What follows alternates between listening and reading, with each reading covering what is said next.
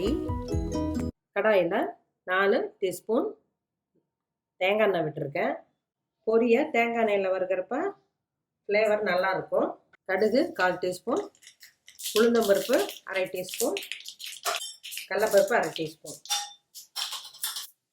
கருவேப்பிலை கொஞ்சம், பூண்டு 8 பல் பொடியாக நறுக்கியிருக்கேன், வரமிளகாய் 4, மோர் மிளகாயும் போட்டுக்கலாம். மோர் மிளகாய் போட்டால் காரமாக சாப்பிட்றவங்க அதோடய சாப்பிட்ருவாங்க.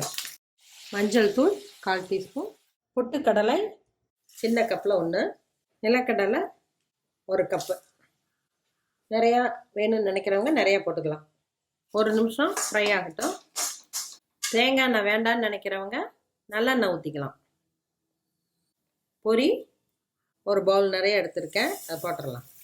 பொரியிலே லேசாக உப்பு இருக்கும், அதனால் உப்பு தேவையில்லை.